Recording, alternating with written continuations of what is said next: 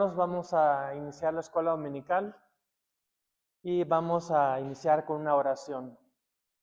Bendito Señor, rogamos que tú nos ayudes en este tiempo de la escuela dominical. Te doy gracias por los hermanos que han llegado. Pedimos por los hermanos que vienen en camino, que les ayude, Señor, para llegar con bien. Y bendice esta clase. Usa tu palabra para hablarnos de esa manera que solamente tú lo sabes hacer.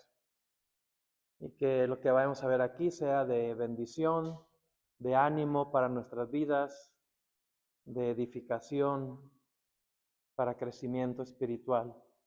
Nos encomendamos en tus manos, en el nombre del Señor Jesucristo. Amén. Vamos a iniciar la escuela dominical. Vamos a ver el ejemplo que nos dan a nuestra vida cristiana los primeros creyentes, los primeros convertidos, después de que el Señor Jesucristo ascendió al cielo y empezó con el advenimiento del Espíritu Santo en el día de Pentecostés, la iglesia.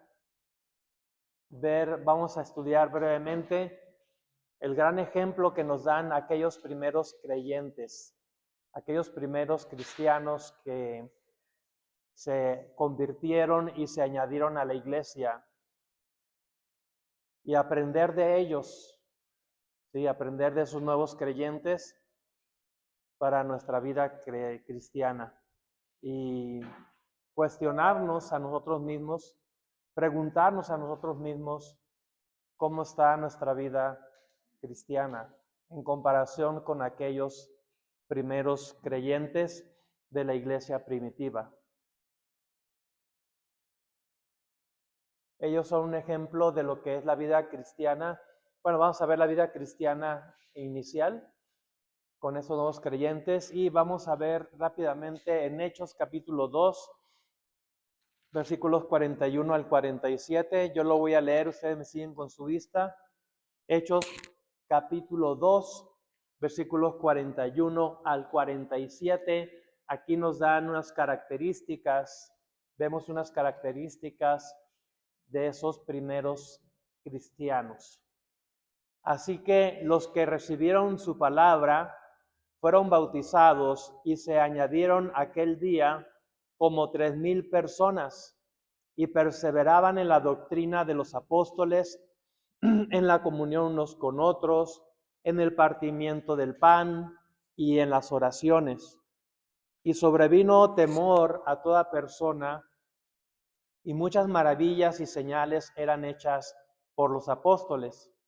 Todos los que habían creído estaban juntos y tenían en común todas las cosas, y vendían sus propiedades y sus bienes, y lo repartían a todos según la necesidad de cada uno, y perseverando unánimes cada día en el templo, y partiendo el pan en las casas, comían juntos con alegría y sencillez de corazón, alabando a Dios y teniendo favor con todo el pueblo.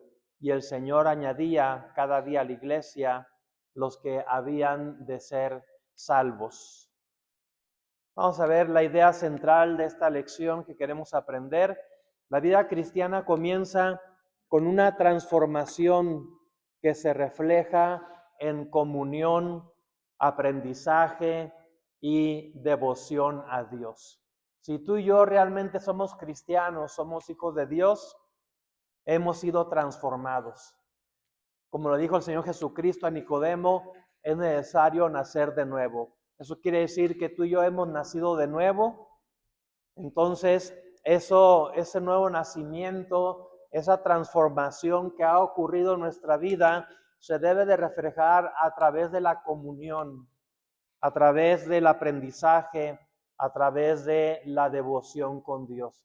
Un verdadero creyente anhela tener esa comunión, tanto con Dios como también con otros creyentes dentro de lo que es la iglesia local.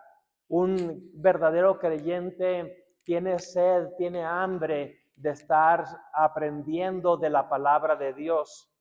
Tiene esa devoción a Dios, es decir, ese deseo de servir a Dios, ese deseo de obedecer a Dios, de tener el cuidado de hacer la voluntad de Dios. Ese es un verdadero creyente y ese ejemplo lo vemos en estos nuevos creyentes, en los inicios de la iglesia. Objetivo de la lección: mostrar cómo debe verse la vida de un creyente desde el inicio de su caminar con Cristo. Y mostrar cómo debe verse la vida de un creyente desde el inicio de su caminar con Cristo. ¿Cómo se ve un cristiano? ¿Cómo se ve un verdadero creyente? ¿Sí? Eso es algo que debemos de cuestionarnos. ¿Cómo nos vemos nosotros como cristianos, como hijos de Dios? Y hay una diversidad de opiniones al respecto. Y muchos cristianos piensan que la forma en que te ves, la apariencia, pues no tiene nada que ver, que lo que cuenta es el corazón. ¿Sí? Entonces quiere decir que te puedes vestir como cholo y puedes andar tatuado y puedes andar con el cabello largo y que no importa lo exterior, que lo que importa nada más es el corazón. Pues del corazón habla la boca, dice el Señor. Del corazón sale todo al exterior, lo que realmente somos. Entonces sí tiene que ver lo exterior, porque lo exterior refleja lo interior. Por más que cristianos digan otra cosa, pues lo único que están mostrando es qué hay dentro del corazón. Y sí es importante lo de afuera, lo exterior, porque recuerden que el mismo Señor Jesucristo nos dijo que debemos ser la luz de este mundo. Es decir, debemos tener una integridad cristiana, un testimonio cristiano que debe llevar a otras personas a querer conocer de Cristo. Y puede ser que mi forma de hablar, descuidada, mundana, mi forma de vestir, también descuidada, mundana, pues no refleje realmente a Cristo. Y realmente no seamos una inspiración para mucha gente de querer conocer a Dios, de querer conocer de Cristo. Entonces, no desarrollemos una vida cristiana egocentrista, nada más centrada en nosotros, lo que yo quiero, lo que a mí me gusta, lo que yo deseo, sino más bien centrarnos en lo que Dios le gusta, en lo que Dios quiere, en lo que Dios desea que tú y yo seamos. Entonces, cuando hay ese tipo de desinterés, realmente, en no preocuparnos de cómo nos vemos, de cómo, qué apariencia damos, qué impresión damos a los demás. O sea, hay que cuestionarnos realmente si somos verdaderos creyentes, verdaderos hijos de Dios. Porque cuando una persona realmente se convierte a Cristo, su deseo es Dios. Todo su deseo es Dios. Y toda su vida está centrada en Cristo, no en uno mismo. Entonces, por eso elegí dar esta lección, porque los primeros creyentes allá en el primer siglo, la iglesia primitiva, pues nos dan un tremendo ejemplo de lo que es ser un verdadero cristiano, un verdadero hijo de Dios. Los primeros convertidos en la historia de la iglesia estamos hablando. Cómo eran, cómo se comportaban, cómo se llevaban los unos a los otros, qué intereses tenían. Y haremos bien en imitarlos, en copiarles qué estilo de vida cristiana llevaban. De tal manera, dice ahí, que cada día el Señor añadía a la iglesia los que habían de ser salvos. Cada día había convertidos en esa iglesia. Cada día había personas salvas. ¿Y quién hacía la obra? Pues los mismos nuevos creyentes, los mismos nuevos, las mismas personas que se recién convertían, ellos mismos hablaban y testificaban a otros.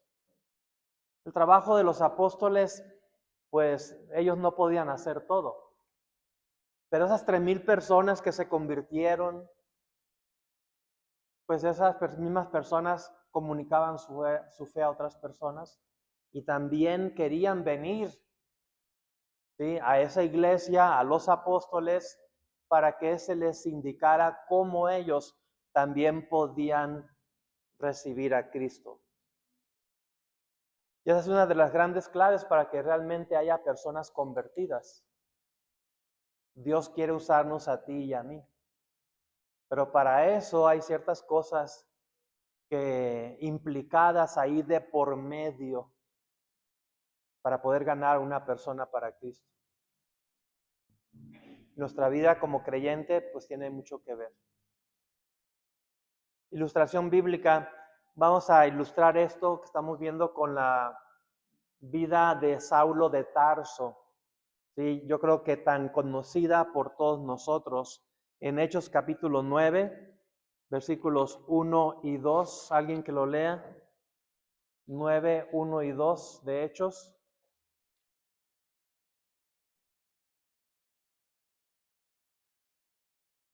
¿Quién no quiere leer? Manaoli. Saulo, respirando aún amenazas y muerte contra los discípulos del Señor, vino al sumo sacerdote y le pidió cartas para las sinagogas de Damasco, a fin de que si hallase algunos hombres o mujeres de este camino, los trajese presos a Jerusalén. Ok, Saulo de Tarso es un ejemplo claro de lo que sucede con una persona que se encuentra con Cristo. Él, ¿quién era Saulo de Tarso? Pues era un perseguidor de la iglesia, ¿sí?, un hombre que perseguía a los cristianos, pero después lo vemos convertido a Cristo y lo vemos predicando a ese Cristo que él mismo perseguía. Lo vemos predicándolo. Ahora, en Hechos capítulo 9, versículos 20 al 22. ¿Quién lo lee? Hechos 9, 20 al 22. Hermana Yardena. Enseguida predicaba a Cristo en las sinagogas, diciendo que este era el Hijo de Dios. Todos los que le oían estaban atónitos y decían: ¿no es este el que asolaba en Jerusalén a los que invocaban este nombre? Y esto vino acá para llevar los presos ante los principales sacerdotes. Pero Saulo mucho más se esforzaba en confundir a los judíos que moraban en Damasco, mostrando que Jesús era el Cristo. Así es. Yo recuerdo una tía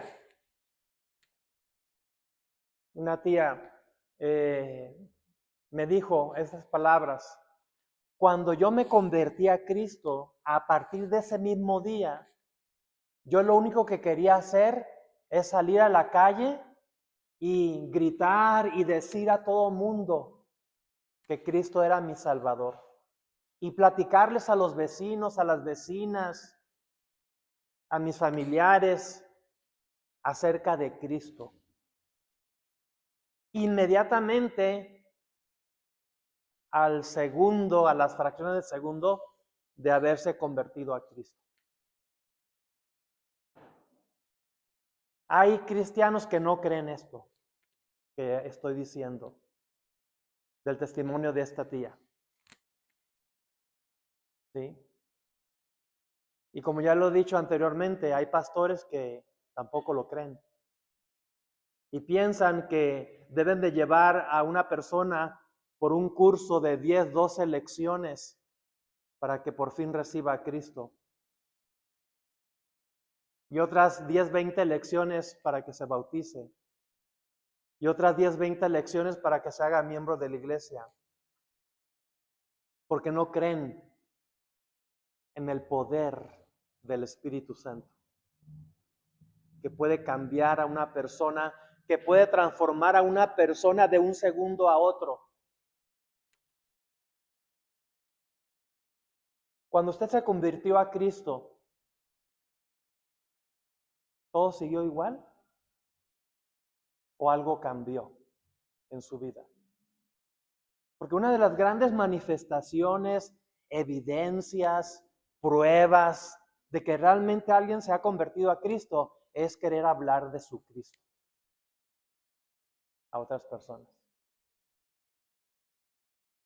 Yo me acuerdo cuando me convertí a Cristo allá en Tijuana, al otro día yo agarré un bonche de folletos y salí a la calle a repartirlos. No sabía hablar de Cristo, ¿no? Por ahí algunas personas me decían, ¿y qué es esto? Pues léalo, sí, y vas a ver. Porque si me detenía ahí a que me preguntaran, pues no les iba a saber contestar.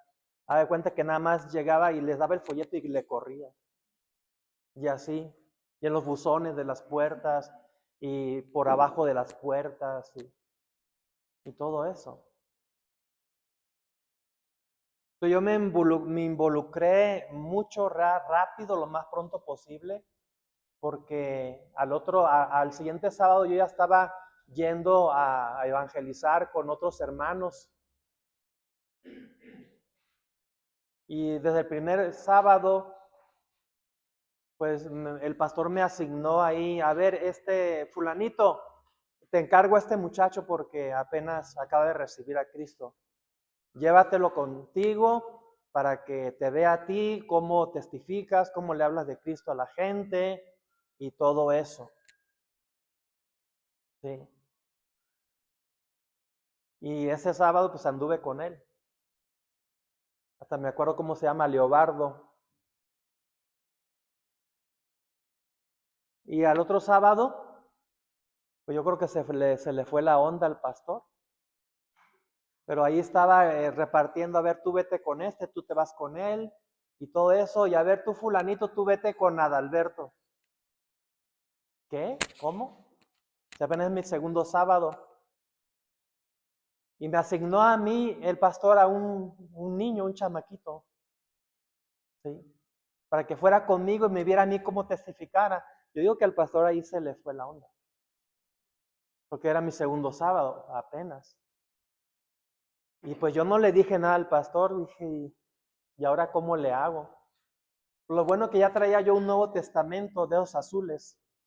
Y ahí pegado así una hojita con el plan de salvación punto 1, punto 2, punto 3, con sus respectivos versículos.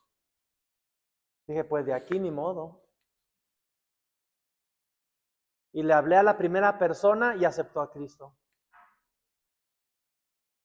Y tocamos otra puerta y le hablé a una segunda persona y también recibió a Cristo. Y ya pues yo estaba muy emocionado. Le hablé a una tercera persona y también recibió a Cristo. O sea que ese sábado me fui de 3-3 con el béisbol, ¿no?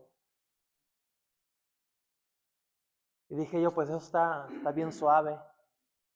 Cada persona que le hablas recibe a Cristo. Yo pensé que así iba a ser siempre. Y al otro sábado, también la primera persona que le hablé, también recibió a Cristo, de 4-4 ya. Pero después ya me salió un ateo, después una señora bien católica. Y pues no, pues ese sábado ya regresé desanimado porque yo quería que cada persona que le hablara recibiera a Cristo. Lo estoy hablando de después de mis días, después de unos días de haber recibido a Cristo. Todavía no cumplía el año en la iglesia cuando ya me quería ir al seminario bíblico a estudiar. Y no me fui porque el pastor me detuvo. Estás todavía muy verde. Necesitas por lo menos estar aquí en la iglesia un año para que aprendas un poco más.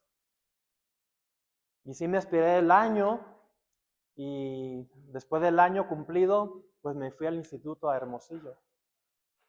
Yo recuerdo que en mi primera clase de voz privada, porque yo quería aprender los himnos, y me dice la hermana, a ver, ¿con qué himno vamos a empezar a practicar? ¿Te sabes fulanito himno? No. ¿Te sabes este otro himno? No. Este otro himno, no. Oye, pues casi me preguntaba, ¿eres salvo? No para testificarte ahorita, porque no me sabía prácticamente ningún himno todavía. Por eso es la pregunta, ¿qué pasó contigo cuando recibiste a Cristo? ¿Todo siguió igual o hubo algún cambio? ¿Sí? Vuelvo a repetir, una de las grandes pruebas, evidencias de que realmente eres salvo, es que tú quieres compartir tu fe con otras personas. ¿No te interesa eso? Pues entonces revísate bien a ti mismo. Examínate a ti mismo. Si realmente has nacido de nuevo, ¿no? Ahora, no debemos de descartar lo que dice la misma palabra de Dios. ¿Sí? Como el Señor Jesucristo le reclamaba a una iglesia allá en Apocalipsis, tengo algo contra ti, que has perdido tu primer amor. Y puede ser que se trate de que seas un creyente que ha perdido su primer amor, por eso no habla de Cristo a nadie, no está frío, o que realmente no eres cristiano. Una de esas dos es la posibilidad, ¿no? Entonces hay que estar viendo esta lección a la luz de esto que estoy comentando, del ejemplo que nos dan estos primeros creyentes en la iglesia primitiva, y de Pablo. ¿Qué pasó con Saulo de Tarso? Pues inmediatamente después de que se cayó del caballo, del burro, del camello en el que iba, y se levantó todo ciego, por ahí le hace una pregunta, ¿qué quieres que yo haga? ¿Sí? No lo puse ahí el versículo. Está aquí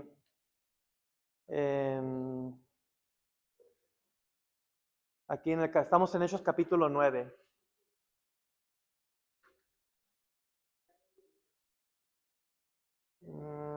Se me fue el versículo aquí.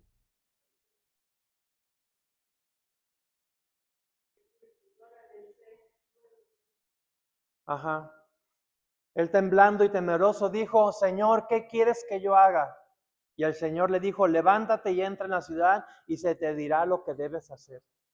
De ese mismo momento, Pablo se puso a la disposición de Dios. ¿Qué quieres que yo haga? Y se le dijo, se le indicó lo que tenía que hacer y lo hizo inmediatamente. No puso peros, no puso pretextos, lo hizo inmediatamente. Y después de unos días ya lo vemos predicando la palabra de Dios, entrando a las sinagogas predicando a Jesucristo. Cosa que le extrañó a mucha gente porque apenas unos días antes andaba persiguiendo cristianos y metiéndolos a la cárcel. Y luego de repente ya como de un día para otro anda haciendo todo lo contrario, ahora predicando a Cristo. Pues inmediatamente dijeron los principales sacerdotes, a este lo tenemos que eliminar, lo tenemos que matar. Que se sentían traicionados y todo eso. Los mismos creyentes le tenían desconfianza. Ananías le tenía desconfianza. No, pues es que supimos que venía acá a Damasco con cartas para llevarnos a los cristianos a la cárcel. No se le querían acercar. Pensaban que a lo mejor era una trampa de él hacerse el cristiano para luego atrapar a los cristianos. Pues no era nada de eso. Era una verdadera conversión. Y esa verdadera conversión, tú y yo debemos estar seguros de que ha sucedido una verdadera conversión.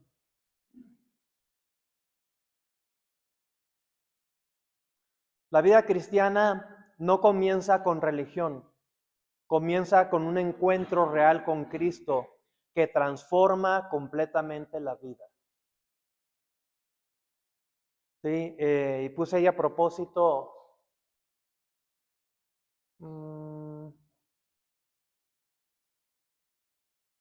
ay, creo que ya le di, acá está. Religión, esta palabra, religión. ¿Cuántos de aquí estarán llevando una religión y no una vida cristiana? Porque estamos muy acostumbrados a la cuestión religiosa por el trasfondo que traemos de nuestros familiares y todo eso. Y muchos confunden la religión con la vida cristiana. Tanto así que la gente dice, esos hermanitos de la religión, los de la religión, cuando los de la religión son ellos, no somos nosotros. Nosotros no profesamos ninguna religión. Ellos sí profesan una religión, la religión católica o la religión X. Entonces puede ser que tú y yo estemos confundidos en ese aspecto y vemos una religión en lugar de una relación con el Señor Jesucristo. Cuando Cristo transforma una vida, esa transformación comienza a verse inmediatamente. Nada de cursos para poder llegar un día a ser cristiano. Inmediatamente. Y eso es exactamente lo que vamos a estudiar hoy. ¿Cómo vivían los primeros creyentes después de recibir a Cristo? ¿Cómo vivían ellos? Introducción. Después de la predicación del apóstol Pedro en el día de Pentecostés, miles de personas creyeron en Jesucristo. Pero la historia no termina con la conversión. La Biblia nos muestra cómo vivían esos nuevos creyentes. La salvación no solo cambia nuestro destino eterno. De la salvación no se trata solamente de que ya soy salvo, voy al cielo, ya no voy al infierno y ya se acabó el asunto. No, apenas es el inicio. Cambia nuestra manera de vivir.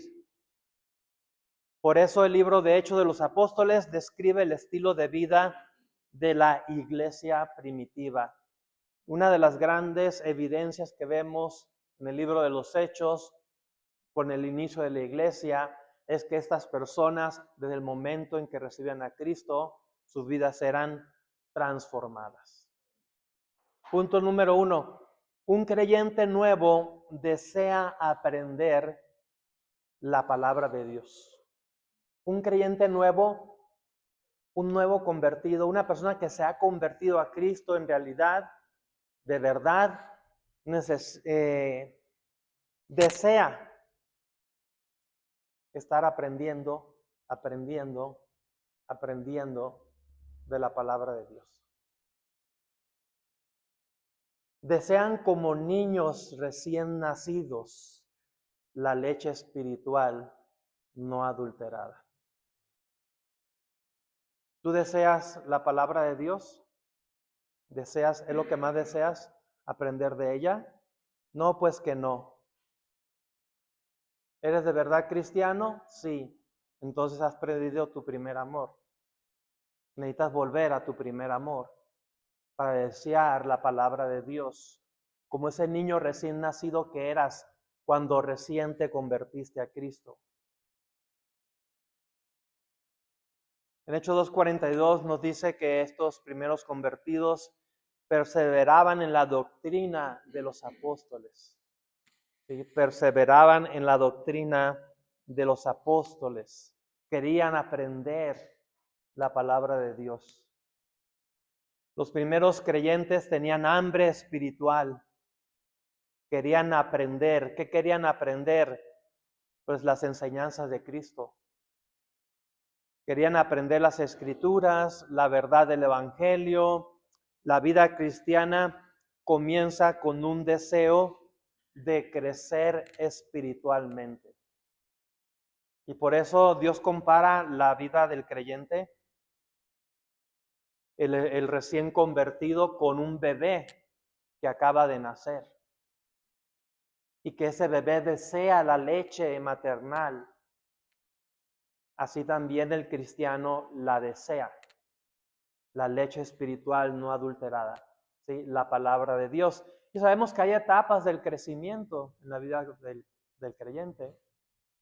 Que no toda la vida se va a alimentar con leche. Llegará el momento en que será capaz de discernir, de digerir el alimento sólido de la palabra de Dios. Unos versículos para buscar sobre esto. 1 de Pedro 2:2. ¿Quién me lo lee, por favor? 1 de Pedro 2:2.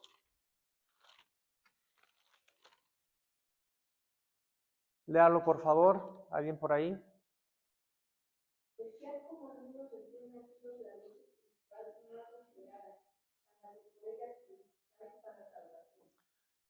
Segunda de Timoteo 3:16 y 17.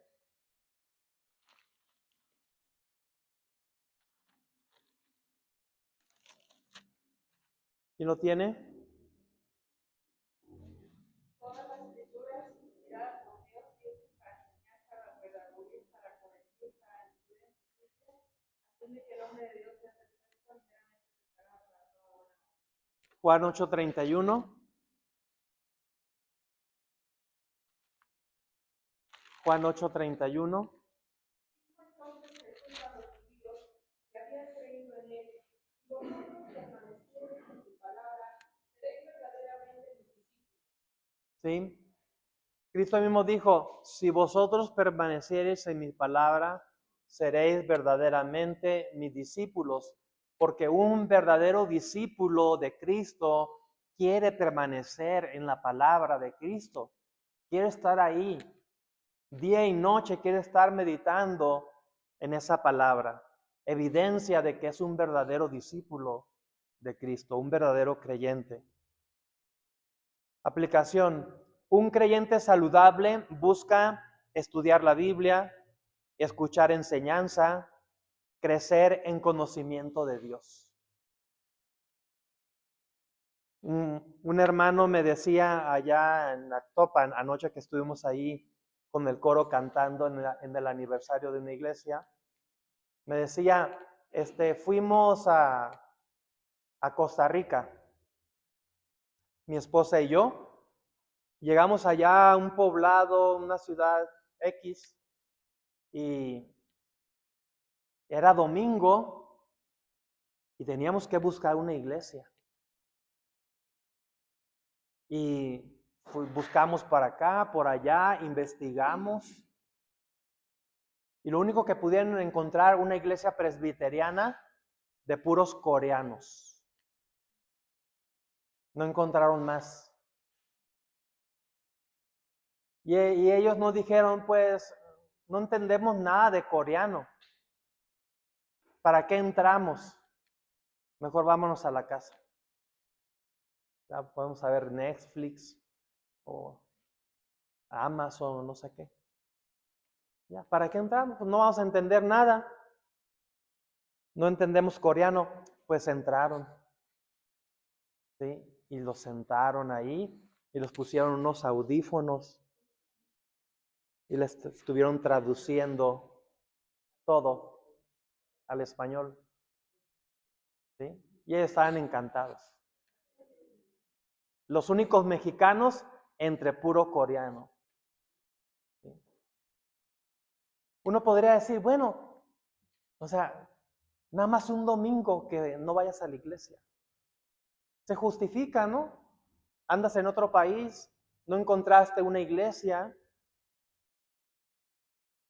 Pues el Señor entiende que por esa ocasión pues no vayas a la iglesia. Pero dijo, no, tenemos que ir, es domingo. Y a pesar de que no encontraron la iglesia que ellos querían, la denominación y todo, entraron a esa iglesia. Y recibieron palabra. ¿Sí? Aunque eran coreanos y todo eso. Bueno, perseveraron porque ellos querían estudiar, escuchar la palabra de Dios, crecer en conocimiento de Dios. Y a pesar de esos obstáculos, esas barreras, ellos no se dieron por vencidos.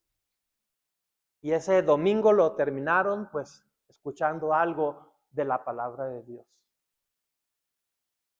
Es algo de admirarse. A lo mejor tú y yo, pues a las primeras de cambio ya nos hubiéramos dado por vencidos. Pues, Señor, tú sabes que le buscamos, le intentamos, pero pues no hubo.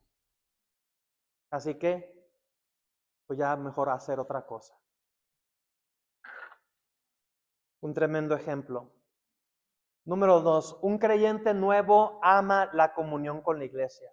No solamente ama la palabra de Dios y estar en contacto con la palabra de Dios, sino también, punto número 2, ama la comunión con la iglesia.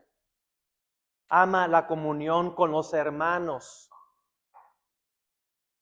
Cosa que a lo mejor dicen, ¿cómo voy a amar ir a la iglesia y estar ahí con esos hermanos?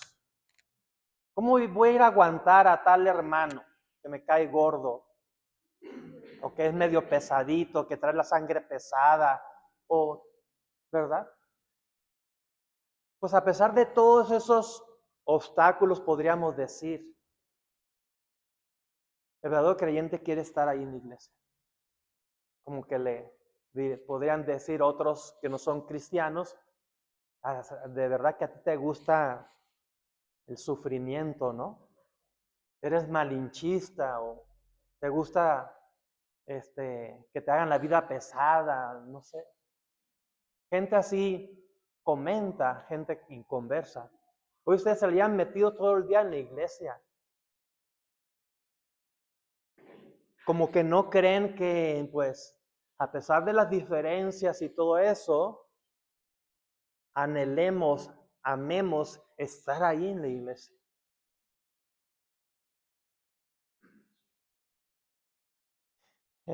Como por lo que dice aquí en Hechos 2:42, y dice en la comunión. Querían estar esos nuevos creyentes en la comunión y perseverar en la doctrina de los apóstoles y en la comunión unos con otros, en el partimiento del pan y en las oraciones.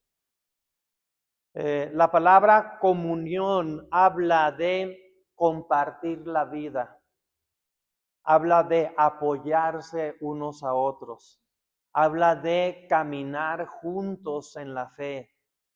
Los primeros cristianos no vivían su fe solos, ¿sí?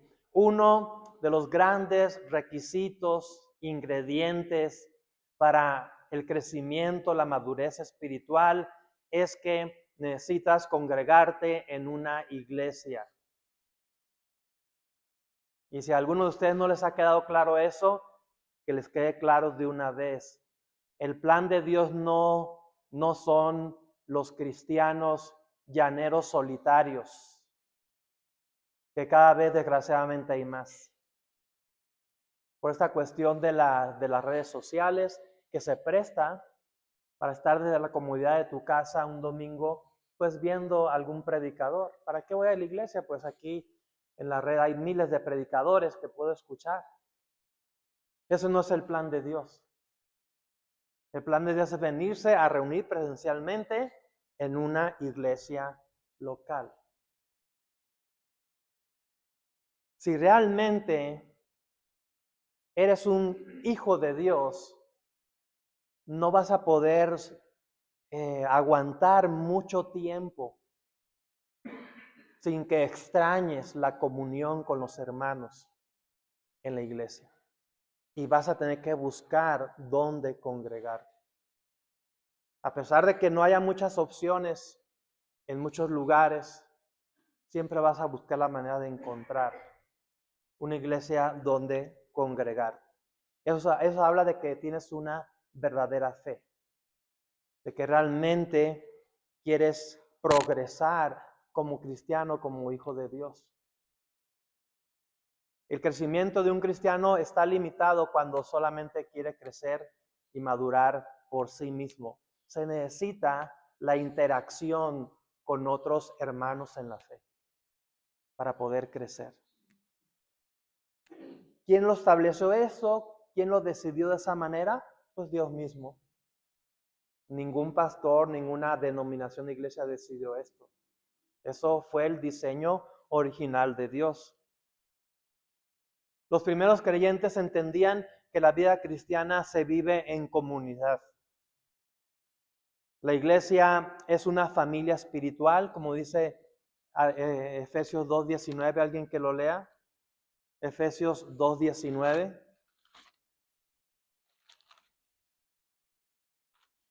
Efesios 2:19.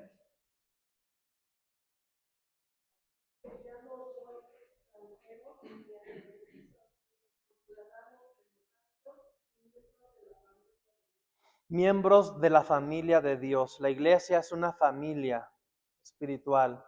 Número 2, los creyentes se animan mutuamente. Hebreos 10, 24 y 25.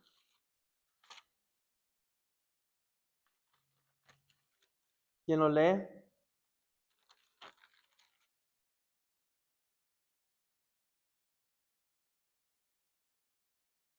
Hebreos 10, 24 y 25. Considerémonos unos a otros para estimularnos al amor y a las buenas obras, no dejando de congregarnos como algunos tienen por costumbre, sino exhortándonos y tanto más cuando veis que aquel día se acerca. Sí, considerémonos unos a otros, no dejando de congregarnos. Ese es el plan de Dios. Número 3, la comunión fortalece la fe. Proverbios 27, 17. Proverbios 27, 17.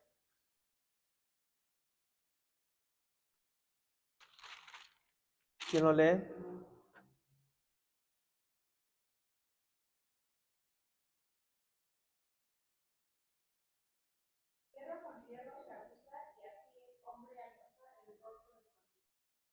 Sí, para sacarnos filo unos a otros, estar bien filosos, las cosas de Dios. Se necesitan otros del mismo calibre, ¿no? Mismos creyentes, misma fe. Así lo decidió Dios. Aplicación, la vida cristiana se fortalece cuando asistimos a la iglesia, convivimos con otros creyentes, nos animamos mutuamente. Sí, esto es un ingrediente súper indispensable para nuestro crecimiento, madurez. Oiga, no es fácil, ¿no? Convivir con otras personas.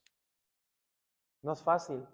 Diferentes caracteres, diferentes formas de pensar, pero eso es lo que te da la sabiduría realmente y el crecimiento y la madurez. Cuando aprendes a convivir con otras personas que son muy diferentes a ti, porque tienes que ahí emplearte a fondo y tratar de llevar una buena comunión con aquel hermano que tal vez es difícil de tratar, pero si te lo llegas a ganar y llevas una buena comunión con él, oye, ya aprendiste mucho ahí, cómo tratar a una persona. Porque lo más fácil es, pues, llevarte con aquellos que piensan de manera semejante, que tienen más o menos tu mismo temperamento, carácter. Con esos es muy fácil llevarse, pues no vas a aprender mucho realmente. Pero aquellos con los que son difíciles de tratar, y dices tú, bueno, a este hermano ni me le acerco, si le saco la vuelta, pues no vas a madurar realmente, no vas a crecer. Pero si a pesar de eso te le acercas y tratas de convivir, congeniar, y llega el momento en que casi se vuelven uña y carne, has madurado tremendamente. Sabiendo tratar con una persona que sabes que es difícil de tratar y te la ganas, te la echa a la bolsa. Eso es madurez cristiana. Inmadurez es, no me la acerco, le saco la vuelta. Eso es inmadurez. Madurez es enfrentar la situación y salir victoriosos. ¿Sí? qué tremendo aprendizaje te deja, ¿no? Eso. Yo recuerdo cuando recién me gradué,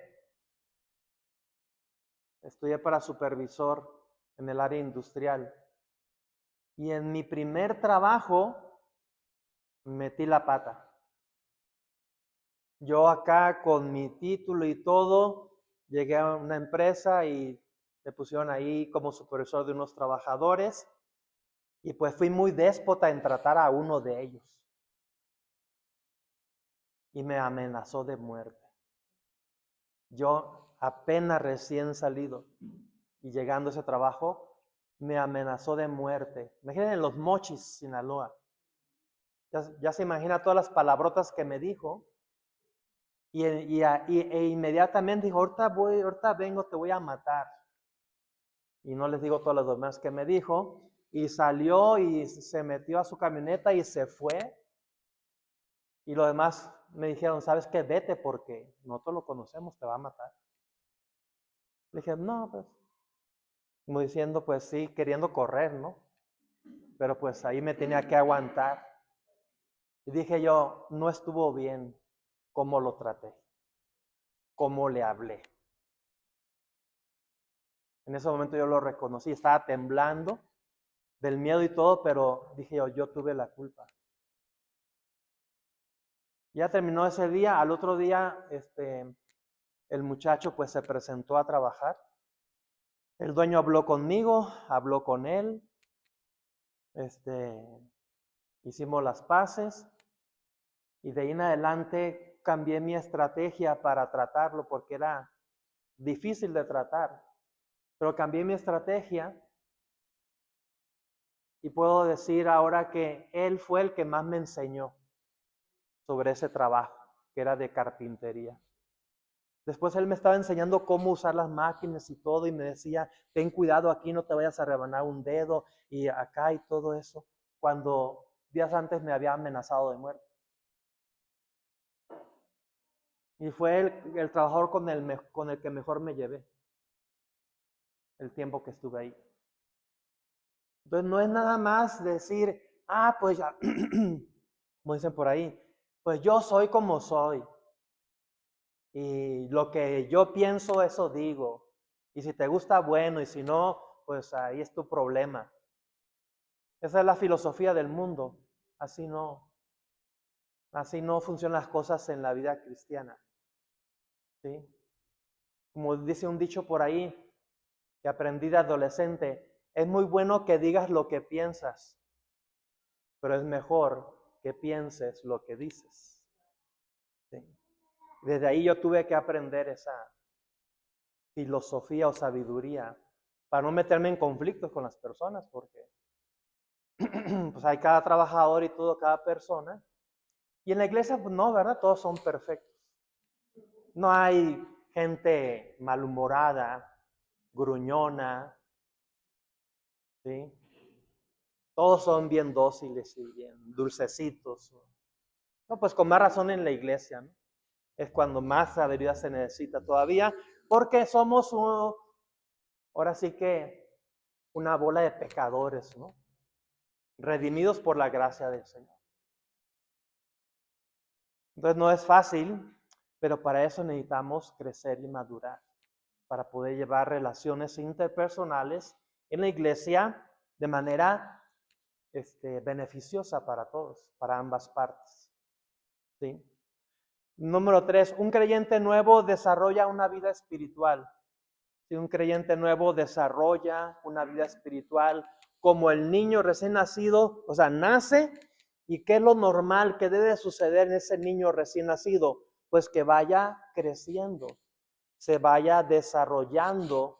Si no hay eso, los papás estarían preocupados de ese bebé y lo llevarían al doctor para ver qué está pasando porque el niño no crece, no se desarrolla, algo anda mal ahí.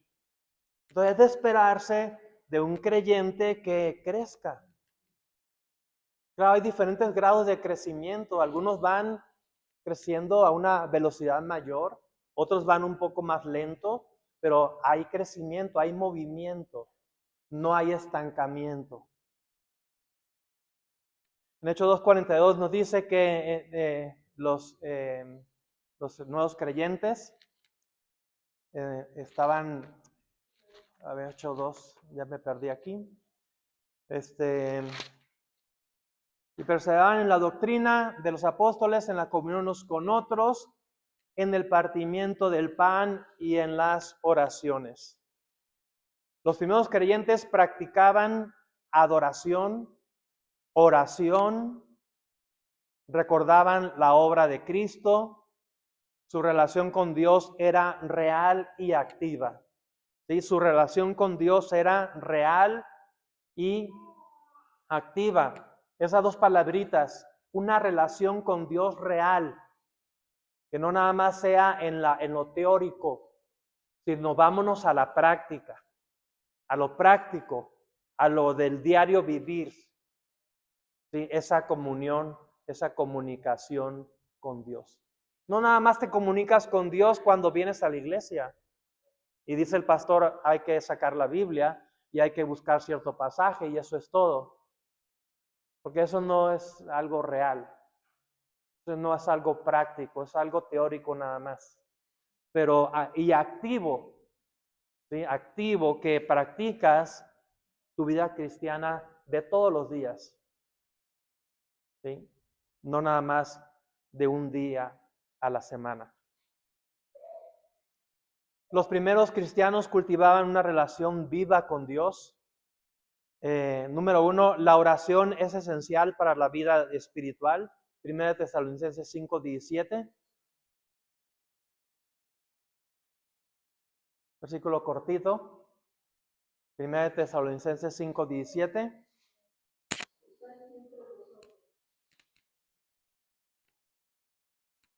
Orad sin cesar, ¿qué no dice? Sí, orad sin cesar. 2, la adoración mantiene el corazón. La adoración mantiene el corazón. Salmo 95:6. Salmo 95:6.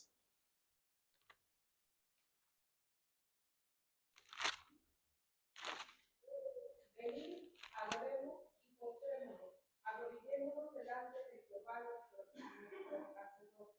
Ok, dice, venid, adoremos y postrémonos, arrodillémonos delante de Jehová nuestro Hacedor. Siguiente, la vida espiritual se fortalece al depender del Señor. Juan 15:5.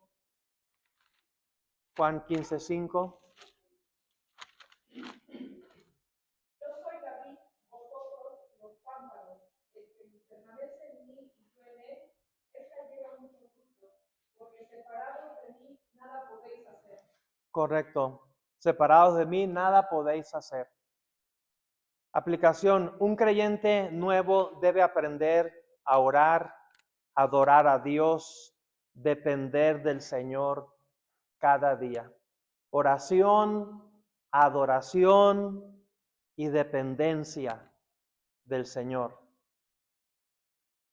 Número 4, un creyente nuevo refleja amor y generosidad. Ahí en Hechos 2, 44 y 45, dice, todos los que habían creído estaban juntos y tenían comunión, que tenían en común todas las cosas y vendían sus propiedades y sus bienes y lo repartían a todos según la necesidad de cada uno. Los creyentes compartían lo que tenían para ayudar a otros. Esto demuestra que el evangelio transforma el corazón. 1 Juan 3:17 dice, 1 Juan 3:17, ¿qué dice?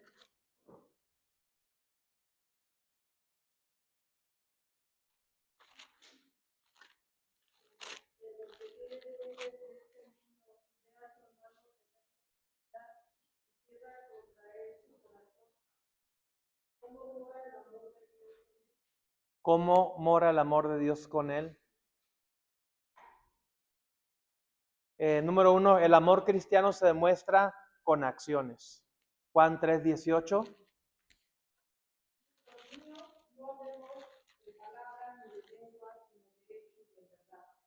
Ok, Dios ama un corazón generoso, 2 Corintios 9:7, y alguien que vaya buscando Hechos 20:35.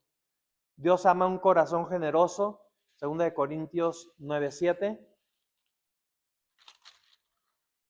Cada uno ve como lo justo en su corazón, no por tristeza ni por necesidad, porque Dios ama a la hora de ellos.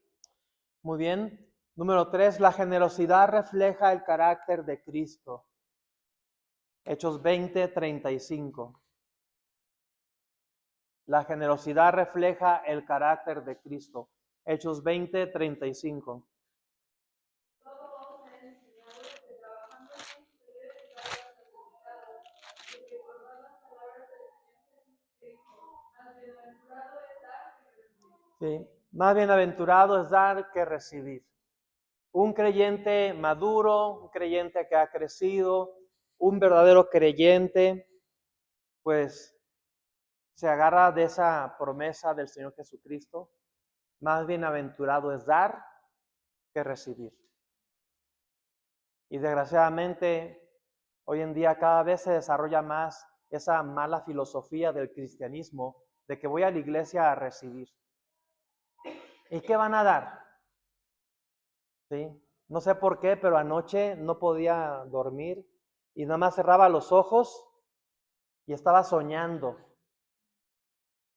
que estábamos tratando de que viniera gente nueva a la iglesia y le estábamos ofreciendo 500 pesos. Por eso no podía dormir. ¿Sí?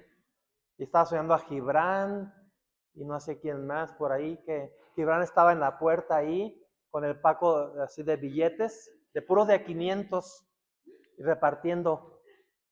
¿Sí? Hasta que fui y le dije, casi lo regañé, oye, ¿qué estás haciendo? No, pues para que venga gente a la iglesia. ¿Sí? Repartiendo sus billetes de a 500 a la entrada para llenar la iglesia, ¿no? ¿Qué van a dar en la iglesia? Invitas a alguien y ¿qué van a dar? Porque pues cuando invitamos a alguien parece que es cuando hay eventos especiales, ¿no? ¿Y qué van a dar de comer? No, pues es 15 de septiembre, pues imagínate todo lo que va a haber de comer. No, pues es Navidad, imagínate. ¿Sí? Entonces acostumbramos a la gente a que venga a la iglesia porque va a recibir algo.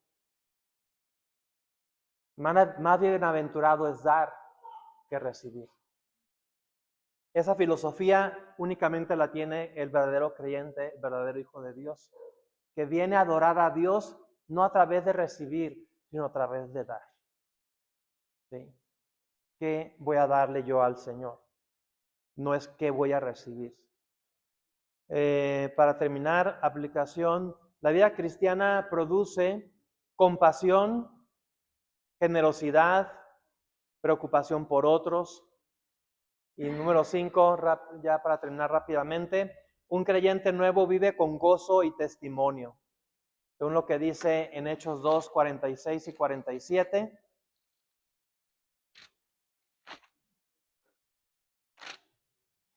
Y perseverando unánimes cada día en el templo y partiendo el pan en las casas, comían juntos con alegría y sencillez de corazón, alabando a Dios y teniendo favor con todo el pueblo. Y el Señor añadía cada día a la iglesia a los que habían de ser salvos. Los primeros cristianos adoraban juntos, tenían alegría, daban buen testimonio y como resultado el Señor añadía cada día a la iglesia los que habían de ser salvos, hermanos. Hay una reacción en cadena que debe suceder. Y cuando una iglesia provoca esa reacción en cadena en relación al evangelismo, en relación al testimonio cristiano de cada uno de los miembros de esa iglesia, el crecimiento, créeme, que ya no se puede detener, que ya no se puede parar. Hay iglesias que tienen el bendito problema de que cada domingo, cada servicio, no hayan qué hacer con la gente que llega, ya no hayan dónde ponerla. ¿Sí? Y prueba de ello, pues tienen que hacer hasta 2 servicios o hasta 3 servicios. repetir los servicios porque no cabe toda la gente. Y no estoy hablando porque le están ofreciendo algo de comer ni nada. Es un verdadero crecimiento de parte de Dios a esa iglesia. El Señor añadía cada día a la iglesia los que habían de ser salvos. Realmente es mínima la cantidad de gente que va a llegar a través del evangelismo personal. Es más la gente que va a llegar por la obra de Dios en aquellos corazones, que encamina sus pasos para llegar a este lugar y venir y congregarse. Pero para que eso suceda, hermano, los que están aquí adentro necesitan tener un buen testimonio. Necesitan tener ese crecimiento, ¿sí?, personal y ese buen testimonio que inspira a otros allá afuera, que alimenta la curiosidad de decir, quiero ir a esa iglesia, porque veo a los hermanos que son muy felices, se llevan muy bien unos con otros. Yo quiero pertenecer ahí.